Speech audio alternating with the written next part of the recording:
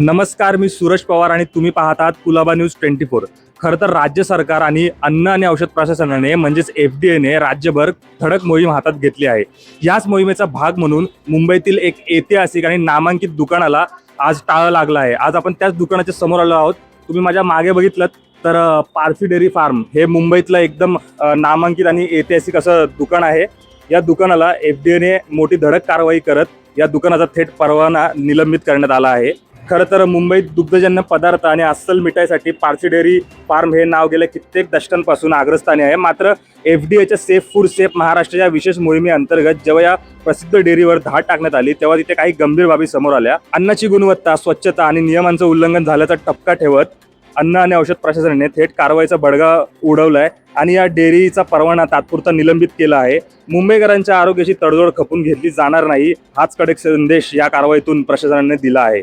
अन्न आणि औषध प्रशासनाकडून FDA कडून मोठी कारवाई झालेली आपल्याला बघायला मिळते पारसी डेअरी फार्मवर। खरं तर खूप जुनं आणि ऐतिहासिक दुकान आहे। काय सांगाल एक नागरिक म्हणून, तुम्ही कधी ना कधी खरेदी केली? एकदम स्वच्छ, यांचे दरेक आयटम एकदम स्वच्छ होते।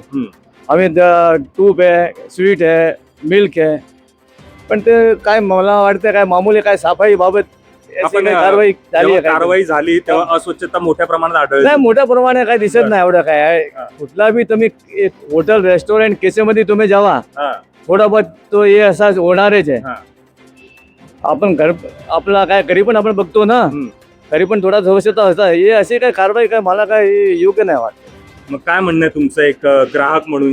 ग्राहक म्हणून हे काय योग्य कारवाई नाही, बरोबर आहे ते काहीतरी ठीक आहे, सफासफाई बाकी आयटम फूड ते चांगला होता।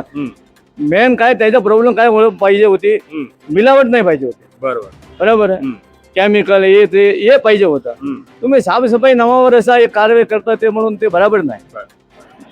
खरं तर पारसी डेअरी फार्म सारख्या एवढ्या मोठ्या ब्रँडवर जर कारवाई होत असेल तर मुंबईमधले जे अनेक छोटे मोठे खाद्य विक्रेते आहेत त्यांच्यावर प्रशासन किती कडक कारवाई करणार आणि त्यांचे धावे कसे दणले जाणार याकडे आता खरं तर सर्वांचे लक्ष लागले आहे।